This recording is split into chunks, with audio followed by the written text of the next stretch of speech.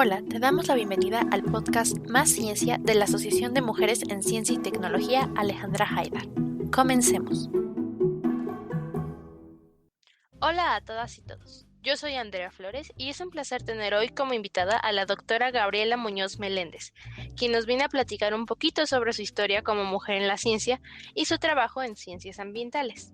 Bienvenida, doctora. ¿Cómo se encuentra el día de hoy?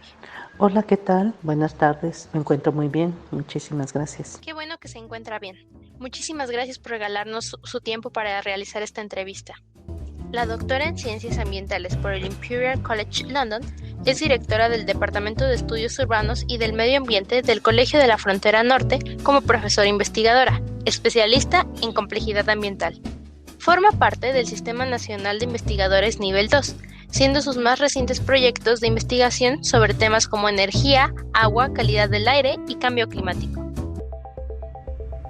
Y para conocer un poco más sobre su historia, nos gustaría que nos contara cuáles fueron sus primeros acercamientos a la ciencia y más o menos a qué edad decidió dedicarse a ella.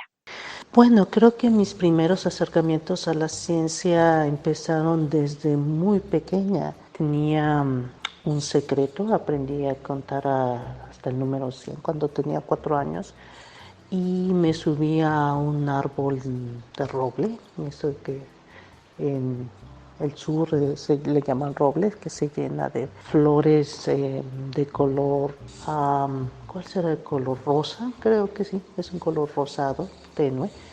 Y me subía, me escondía ahí y contaba hasta el número 100. Y era mi gran secreto, ¿no? Pero indudablemente, y quien tuvo un papel determinante para que yo decidiera dedicarme a la ciencia fue mi hermana mayor, que era 9 años mayor que yo. Ella me regaló un juego de química a mis 6, 7 años. Son muy lindos recuerdos estos que nos acaba de compartir. Entonces, estas experiencias fueron lo que llamó su atención hacia la ciencia. Pero después, ¿cómo es que usted decidió estudiar una carrera científica y qué carrera científica estudiar? Yo estudié ingeniería química y por mucho tiempo pensaba que me quería dedicar más a la física. Las matemáticas, las estadísticas siempre fueron muy atractivas para mí. La abstracción era realmente fascinante. Entonces, cuando terminé de estudiar ingeniería química, estaba haciendo mi tesis sobre el diseño de un reactor químico de plasma, el tubo de Crookes, y estaba pensando en dedicarme más a un modelaje matemático estadístico. Estaba en esas, ¿no? Y empecé a trabajar. Yo estudié en la Universidad Veracruzana. Me fui a la Ciudad de México y empecé a hacer una maestría en ciencias nucleares en la UNAM y empecé a trabajar en un contrato que tenía la UNAM con la Facultad de Química, con el Departamento de Distrito Federal, lo que entonces era la Dirección General de Ecología. Y ahí yo que pensaba dedicarme más a investigación de superpesados y demás, estaba trabajando en este proyecto sobre medio ambiente, un laboratorio de bacteriología físico-química que con ayuda de la UNAM le hacía análisis químicos a la Ciudad de México. Y entonces era ir a recoger, muestrear descargas de aguas residuales, de repente era muestrear combustibles, filtros de aire, y de repente me vi en la necesidad de repensar mis prioridades. Tengo un enorme respeto por la ciencia teórica y creo que siempre lo voy a tener, pero en aquel momento, a mis 21, 22, decidí que quería mejor dedicarme al medio ambiente. Vaya, pues qué interesante escuchar cómo es que una cosa la llevó a otra hasta encontrar su área. ¿Durante cuánto tiempo estuvo trabajando en sus investigaciones en la Ciudad de México? En la Ciudad de México estuve trabajando por unos 5 años en lo que hacía una maestría de medio tiempo y trabajaba en el Departamento de Distrito Federal. Después de eso me fui a estudiar mi doctorado a Imperial College London, en Inglaterra. Pues mis respetos para usted, de verdad. Con lo que usted comenta, se nota sin duda cuán dedicada es a esto que le apasiona. ¿Dónde nació y creció, doctora? Yo nací en Matías Romero, Oaxaca. Mi madre era oaxaqueña, mi padre era veracruzano y andaban de aquí para allá. Una de mis hermanas nació en Veracruz, otra nació en San Luis Potosí. Entonces yo nací en Oaxaca y estuve ahí los primeros 4 o 5 años de mi vida. Después me llevaron a Jalapa, Veracruz, ahí es donde pasé mi niñez. Después fui a la Ciudad de México, después estuve como cerca de 15 años en Inglaterra y regresé a México hace 11 años a Tijuana, Baja California. Un poquito de todos lados me siento que soy realmente. ¿Siempre tuvo el apoyo de sus familiares para dedicarse a la ciencia? Siempre tuve el apoyo de mi familia, sí, era una familia mayoritariamente de mujeres. Mi padre murió cuando yo era pequeña, debe haber tenido 11 años cuando él murió. Mi hermana Socorro, mi hermana mayor, fue realmente quien siempre me tuvo paciencia, era yo la seguía mucho, entonces cuando ella estaba en la preparatoria aprendiendo declinaciones del latín. Antes de empezar a leer en español, yo aprendí a leer cosas en latín. Sí, siempre mi familia es de mujeres, fuimos 5 mujeres y siempre hubo ese apoyo. Mi madre siempre nos apoyó. Qué bueno es escuchar que siempre contó con el apoyo y ejemplo de su familia y que gracias a esto ahora, como usted dice, es un poquito de todos lados. ¿Alguna vez se tuvo que enfrentar a algún problema o discriminación por el hecho de ser mujer? Sí, claro, más estudiando ingeniería. Era común que creyesen que una mujer no tenía las cualidades cuantitativas, ¿no? Eso era mientras una estudiaba. Ahora salir a hacer prácticas profesionales. Cuando estaba como en tercer semestre, fui a hacer una estancia de un mes, prácticas profesionales a una cervecería en Orizaba, Veracruz. En aquel tiempo a las mujeres nos enviaban al laboratorio, más que a las líneas de producción, porque en algo que se llamaba cuartos fríos, que era donde se estaba almacenando la cerveza, había habido incluso violaciones. Qué fuerte. También hice prácticas profesionales en Pemex y bueno, ahí era la chifladera cada vez que uno de los trabajadores, cada vez que uno atravesaba una explanada. Si un trabajador no podía tomar indicaciones de un niño, que era un ingeniero, imagínese usted lo que sería tomarlas de una niña, ¿no? Entonces, claro, eran ambientes pesados y fue muy bueno. Fue cuando realmente me percaté de que si quería estar en campo, que sé que uno tiene que lidiar con las personas, pero me di cuenta más que lo mío era introspectivo, me gustaba más hacer academia. ¿Alguna vez usted tomó acción para enfrentarse a alguna de estas situaciones que nos comenta? Bueno, sin duda el estar presente, el encarar a las personas, el tomar muestras, era una medida de rebeldía. Y era bueno, me parece, ¿no? En el momento en que, por ejemplo, una cuadrilla de trabajadores estaba teniendo problemas con un pegamento para poner las etiquetas en las botellas de cerveza, me decían, ¿pero por qué? Ah, bueno, porque falta agregarle esto o aquello, ¿no? Entonces uno se ganaba el respeto. Y eso eran tal vez pequeñas victorias, pero que a la larga iban haciendo que ese tipo de personas, en este ambiente machista, empezase a considerar que bueno, que uno también piensa, ¿no? Pero eso no era solo en los momentos de estar en líneas con trabajadores. Me he encontrado ya de regreso a México algunas situaciones que me parece que después de 15 años de estar en Europa se me habían olvidado, ¿no? Algunas opiniones en el norte o demás que me parecían totalmente fuera de lugar. Claro que uno las enfrenta. Creo que repito, siendo, ¿no? Haciendo las cosas que no le gusta, abriendo la boca, dando sus opiniones, poniéndose a planes. Creo que sí, en todo momento. Claro, claro, entiendo. Enfrentar estas actitudes machistas con hechos, mostrándoles que todos somos igual de capaces. ¿Podría compartirnos alguna experiencia positiva que haya tenido a lo largo de su carrera, ya sea como estudiante aquí en México o en Inglaterra, o ya desempeñándose en la academia? Pues tengo muchísimas experiencias positivas, inspiradoras, amorosas, de respeto, de cariño, que me recompensan y me permiten seguir aún a pesar de que se puedan presentar malas experiencias. Creo que en balance son mucho más las positivas.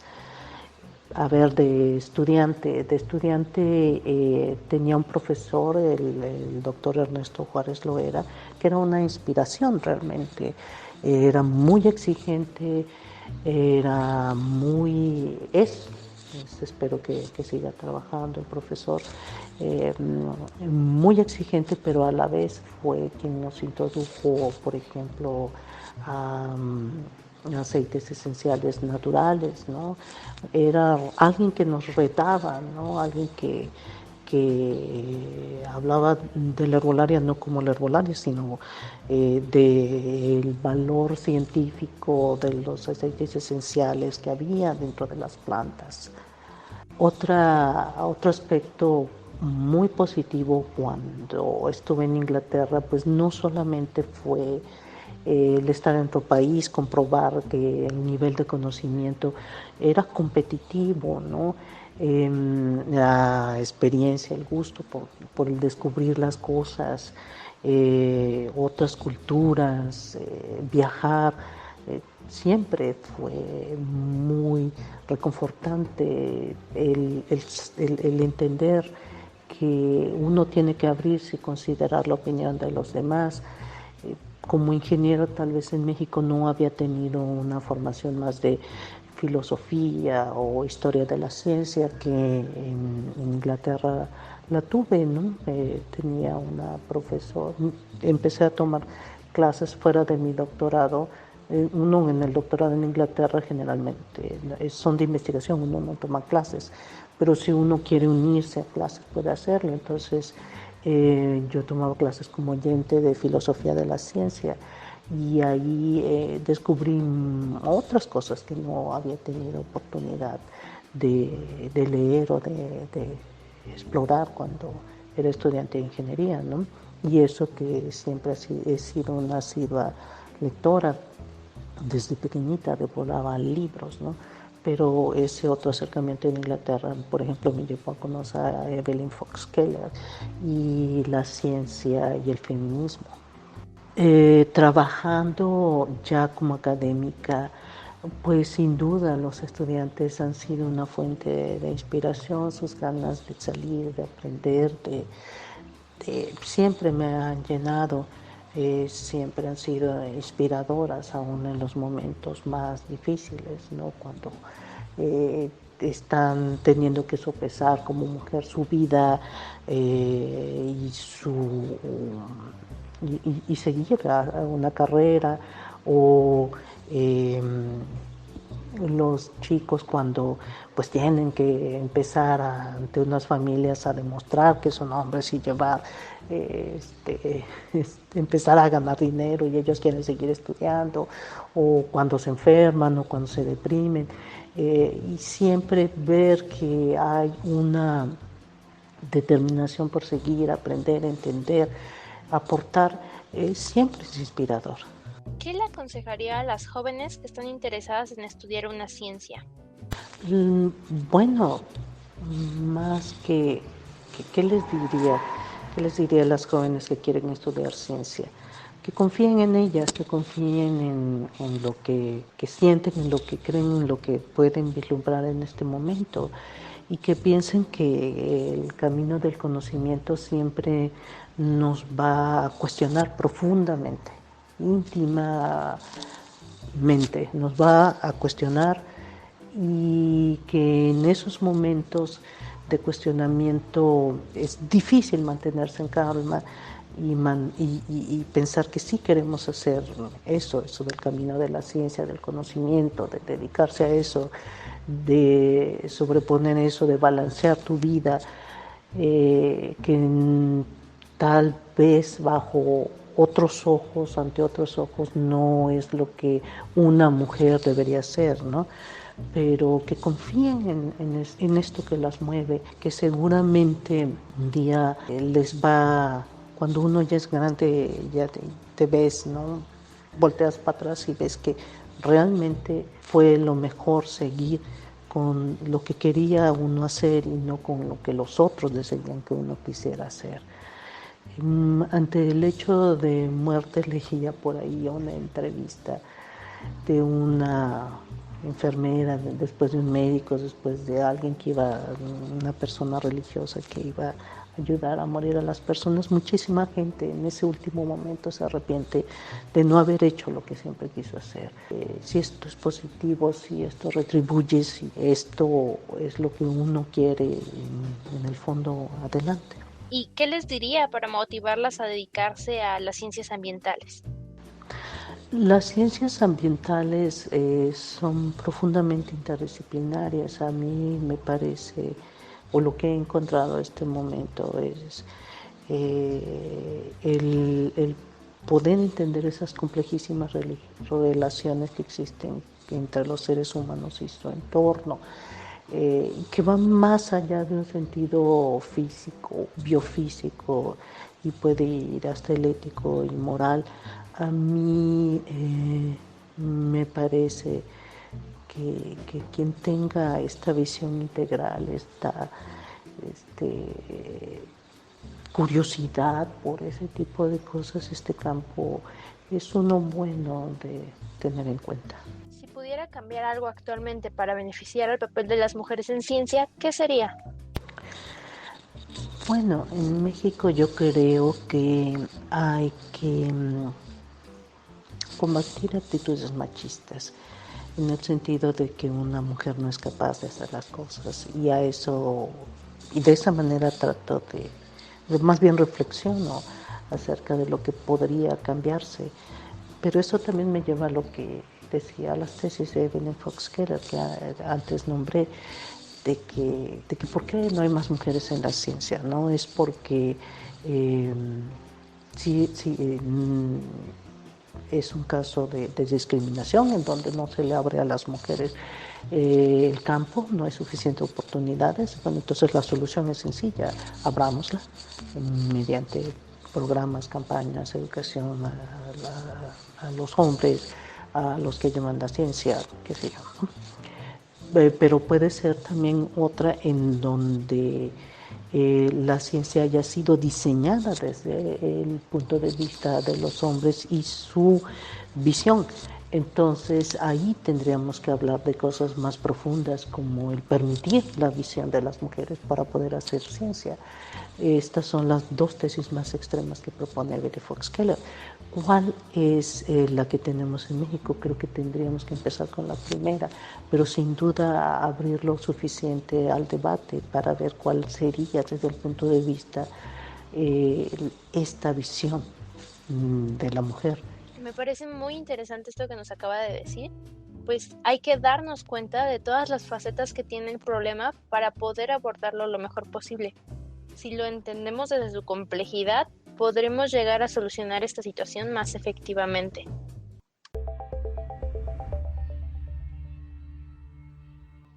Bueno, ahora me gustaría hacer unas preguntas un poco más enfocadas a su trabajo y hacia el campo en que se desarrolla.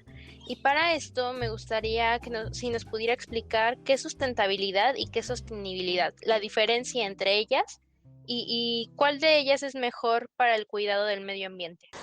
Bien, sobre todo en América del Sur hay un fuerte debate en que se utilice la palabra sostenibilidad y con eso desbancar por completo al uso de la palabra sustentabilidad, que es un anglicismo ante todos estos argumentos que presentan, lo cual es cierto.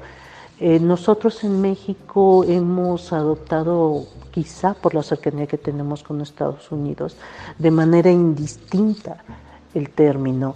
Y bueno, si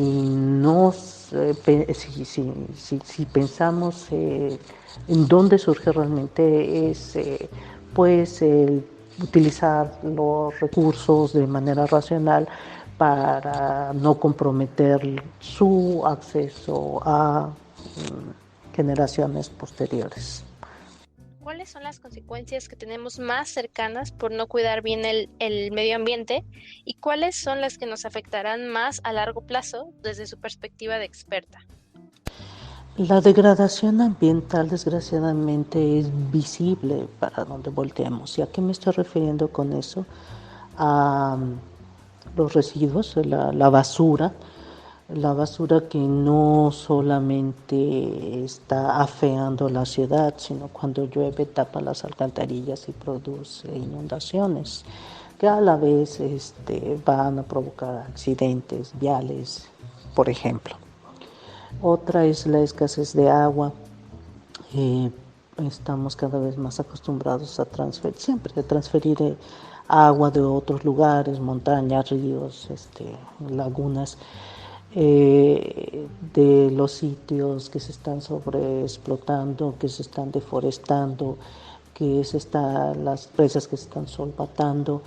Ahora cosas que no son tan visibles, pero que están, una cosa muy visible que me gustaría, antes de irme a las aparentemente invisibles, sería pues toda la contaminación plástica, ¿no? Que está prácticamente ahogando los mares. Y de las invisibles pues tenemos la mala calidad del aire. La calidad del aire, la mala calidad del aire tiene efectos en la salud pública. Está relacionado con enfermedades cardiovasculares y respiratorias. Y ahora en tiempos del coronavirus hay una liga realmente inquietante, que es que la mala calidad del aire, específicamente PM2.5, material particulado con diámetro aerodinámico 2.5 micras, está siendo asociada a una mayor efectividad del contagio y efecto en la salud. Otra es el cambio climático, que es complejo las interacciones que se están presentando, pero en pocas palabras está impactando en la reducción de agua, las altas de temperatura, presencia de eventos extremos como lluvias torrenciales en corto tiempo, que en lugares mal planeados, como son muchísimas ciudades del mundo y también en Latinoamérica, pues se inundan, se deslavan. Hay muchas personas que en redes sociales hacen o siguen campañas con acciones para cuidar el medio ambiente, como dejar de usar bolsas de plástico, separar los residuos, hacer compostas, reciclar, etcétera, etcétera. Pero algunos detractores dicen que esto no sirve de nada para realizar un cambio efectivo o que son meros engaños. En su opinión, como profesional, estas acciones individuales, ¿qué tanto impacto tienen en el cuidado del medio ambiente? ¿Es importante que las hagamos o tienen razón estos detractores que dicen que no sirve para nada? Hay algo que se denomina la tragedia de los comunes, y me gustaría hablar de esto antes de dar una respuesta puntual a lo que me preguntan. En la tragedia de los comunes, el ejemplo primario habla de un campo que aparentemente no es de nadie y al que algunos pastores llevan a sus cabras a pastar. Entonces, pues todos llevan, nadie cuida, y al final, por la acción de cada uno de ellos, pues se termina devastando el campo. Esto habla de una acción individual sin considerar el efecto conjunto, ¿sí? Eso habla mucho del medio ambiente. que acciones individuales son las que van a estar ocasionando de manera conjunta una degradación ambiental, un impacto ambiental grande. Dicho lo anterior, entonces claro que tiene efecto. Las acciones deben empezar por uno. Que uno no va a poder parar la empresa de los plásticos. No, ciertamente una persona solo no va a poder pararlo, pero si cada uno lo hace, pues van a ser 10 millones, al rato ya son 25 millones, al rato ya son 30 millones, que sí vamos a tener un impacto. Entonces, sí, de manera individual no vamos a poder hacer gran cosa, pero uniendo fuerzas las acciones individuales se vuelven hacen un efecto de bola de nieve que va a terminar teniendo un impacto. Entonces, a los detractores yo les diría, entonces, ¿para qué vivir si vamos a morir? ¿Para qué levantarse de la cama si al final del día vamos a tener que volvernos a acostar? No, precisamente este tipo de actitudes son perniciosas, son mucho más perniciosas, son descorazonadoras, fragmentan, rompen un tejido social. Es la acción individual considerada de manera conjunta lo que nos puede salvar. ¿Qué otras acciones son necesarias para cuidar al planeta de manera efectiva? Es decir, no solo a nivel individual, sino en general, a cualquier nivel. ¿Cuáles serían las acciones que nos hace falta realizar o ser más estrictos en su aplicación para cuidar el planeta?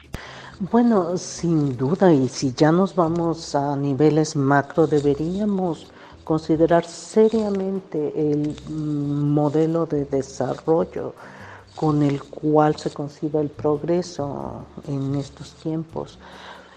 ¿A qué me refiero con esto? En que los países consideran que es a través de medios finitos, es decir, minerales y metales en las minas, agua, petróleo, que vamos a mantener un crecimiento ad infinitum.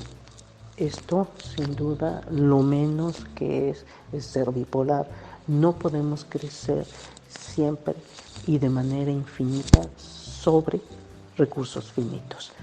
Entonces, si ya vamos a empezar a considerar qué debemos cambiar, creo que deberemos considerar seriamente la manera en cómo hacemos economía, en cómo estamos consiguiendo el progreso como sociedad, como países.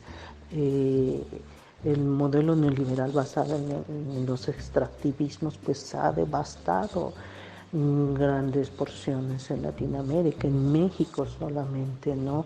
Venimos, extraemos, dejamos los residuos, creamos pobreza, marginación, violencia, discriminación.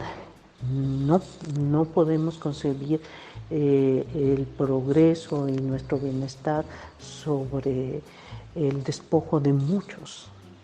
Entonces, si empezamos, creo que deberíamos cambiar eso.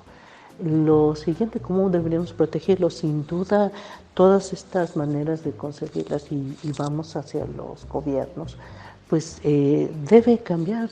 Hay leyes que protegen el medio ambiente, que no se debe descargar aguas con cierta concentración, que no se debe concesionar de esta u aquella manera, que no se deben talar. Pero una ley es letra muerta si no se aplica, se vigila y bueno, se lleva a cabo al final. Ahora bien, como sociedad, y otra vez volvemos a los detractores, si pensamos en la acción individual, en que tenemos derecho al consumo, en que nuestro bienestar sobre los demás, realmente necesitamos consumir tanto, realmente necesito estar cambiando de teléfono cada 6 meses, realmente necesito una pantalla más grande. ¿A qué estamos apelando con este consumo sobredimensionado, desmedido, egoísta que muchas personas aspiran a tener? Creo que esta es una pregunta que nos debemos hacer todos como sociedad de manera profunda, real. real y honestamente.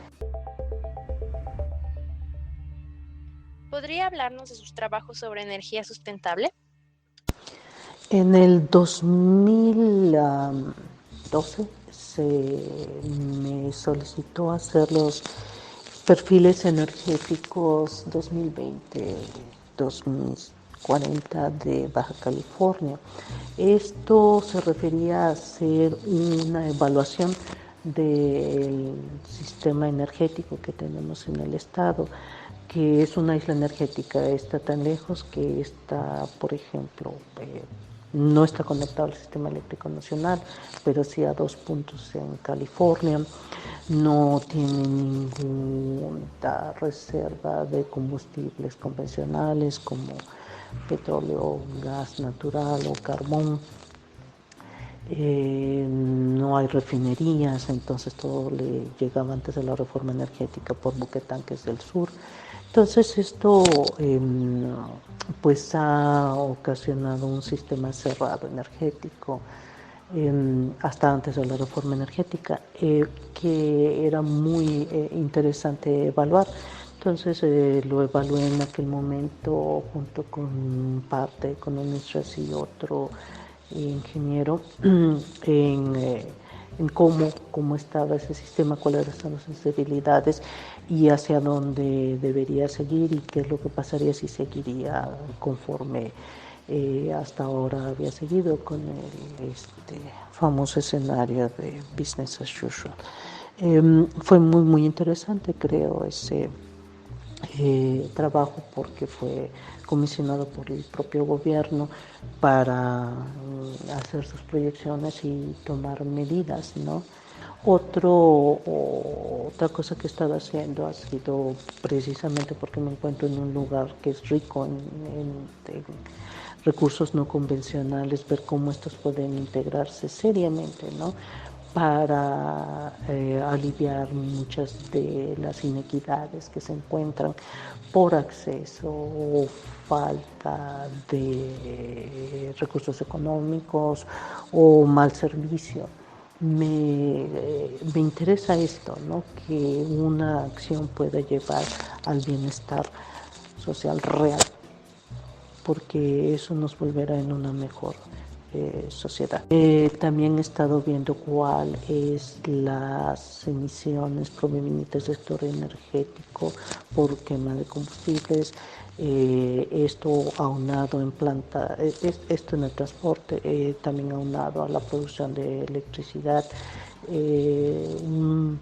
Una publicación que saqué, estuve en del 2016 al 2017 haciendo mi estancia sabática en la Universidad de Stanford, aquí en Palo Alto, en California, y trabajé con ellos para ver cuáles eran los impactos socioambientales y políticos de la transferencia e importación de gas natural a Baja California a las plantas americanas para producir energía eléctrica en México y exportarla en 100% a California, cómo se estaban quedando los pasivos ambientales en México o cómo iban dándose a lo largo de la ruta de esa transferencia por gasoductos de gas natural.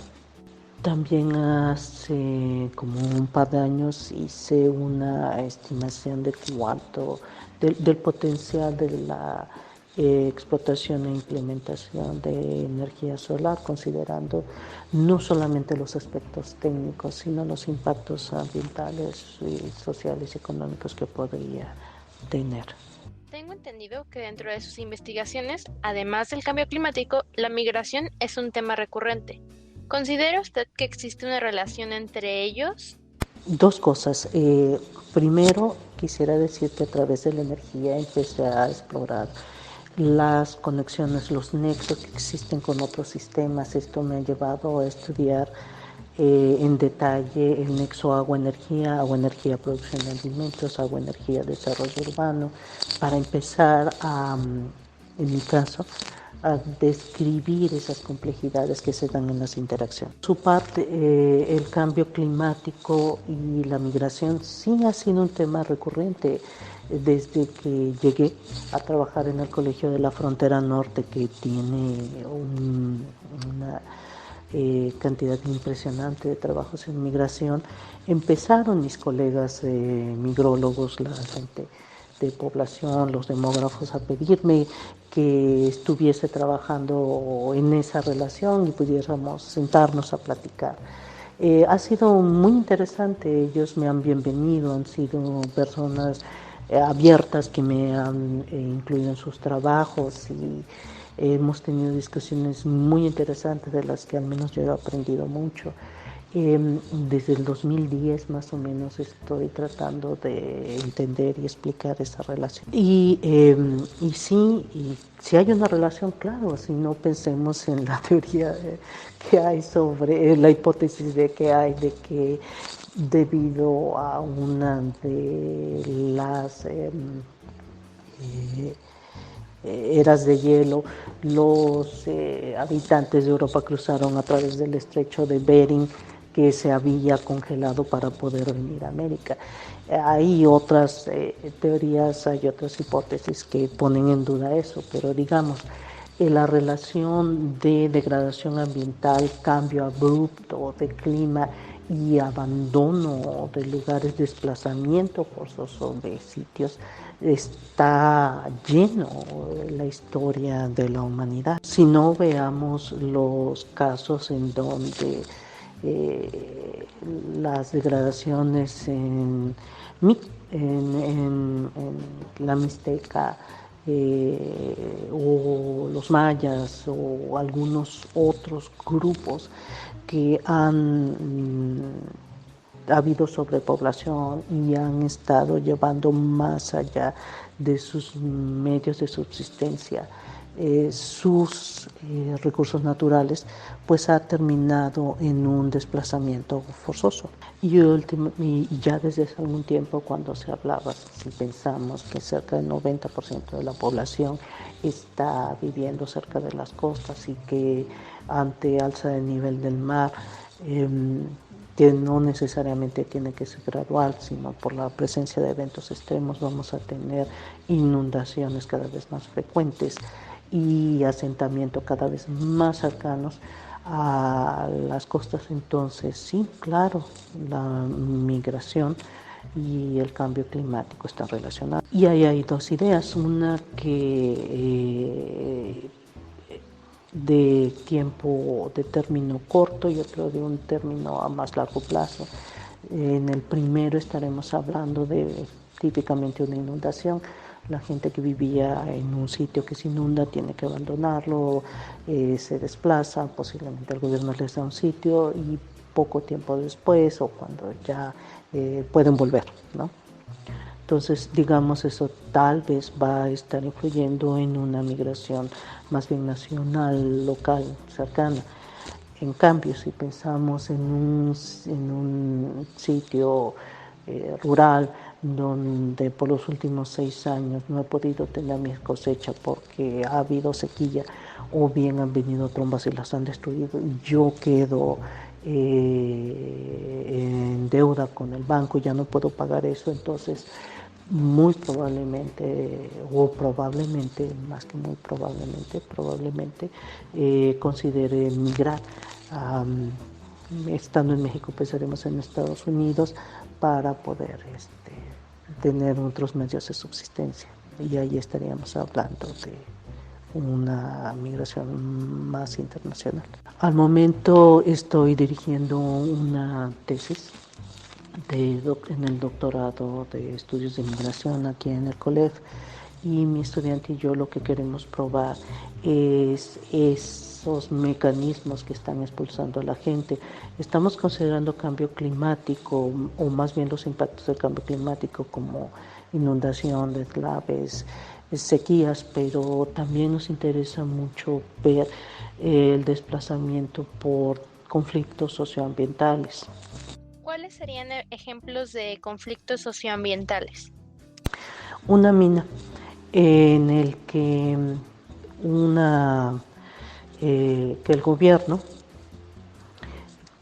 concesione sin consulta a un territorio donde llegue a hacerse una extracción, se utilicen explosivos, se estén contaminando las aguas, se estén contaminando el aire, las personas que están allí estén sufriendo de esos impactos, y entonces se da posiblemente un levantamiento, o se cierran los caminos, hay represión.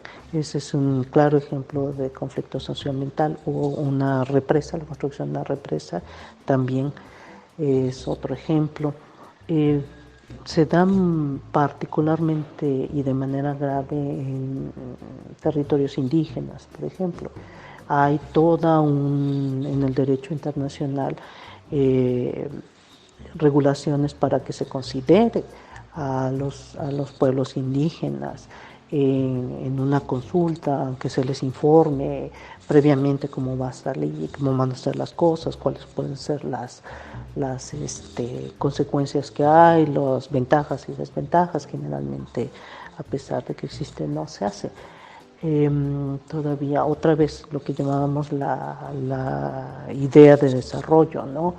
Desarrollo para quién y para qué. Muchas veces muchos de los tomadores de decisiones nacionales consideran que ese tipo de tierra es una tierra ociosa, ¿no? Esto viene todavía de la conquista, cuando se pensaba que era con el concepto de terra nullius, ¿no? Una tierra de nadie, en donde se puede utilizar de una manera que consideren beneficiosa.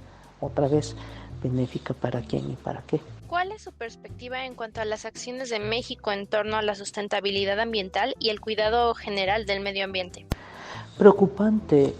Creo que México ha estado envuelto en concebir al extractivismo como opción para el progreso, como casi única ruta para el progreso. Entonces, me parece que no se ha hecho lo suficiente. Y ahí están los claros ejemplos de desapariciones y muertes de activistas en pro del medio ambiente, ¿no?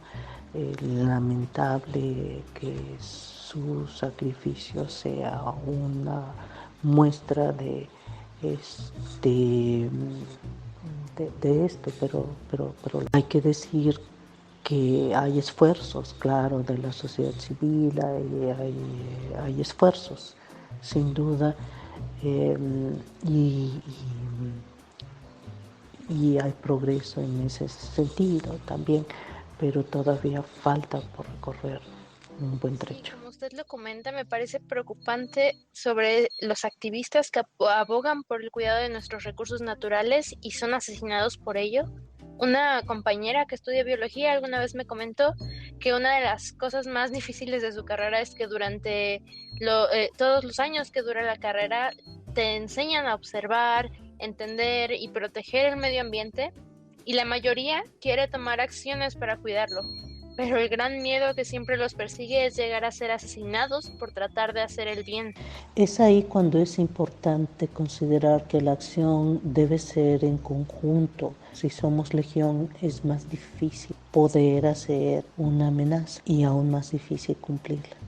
Pero sí, creo que como usted lo dijo, hay que seguir teniendo estas acciones individuales con la esperanza de que en el futuro poco a poco se vayan sumando más personas y en conjunto podamos hacer un cambio que impacte positivamente y que evite que se siga repitiendo todas estas injusticias que al final traspasan no solo ser injustos como sociedad con las personas que están tratando de hacer un bien, sino también injustos con nuestros recursos, con lo que el planeta nos ofrece. Me gustaría decir que no es solo un tema de justicia, es un tema de supervivencia. En el momento en que degrademos más nuestro ambiente y tengamos menos agua de buena calidad o peor calidad del aire, pues los que más vamos a sufrir de esa condición somos nosotros. Uno no vive de los teléfonos celulares o la televisión o la cerveza o del twist, como decía Jaime Sabines, sino de un medio ambiente sano. Tenemos derecho al medio ambiente sano. Bueno, ya casi para terminar, ¿nos podría compartir cuáles son sus proyectos o metas a futuro como científica? Mis planes a futuro, bueno, por el momento soy director de departamento y eso me lleva un buen esfuerzo, un gran esfuerzo y bastante de mi tiempo para estar pues atendiendo los asuntos administrativos de mi departamento, gestionar, hacer las cosas adecuadas, que marchen bien.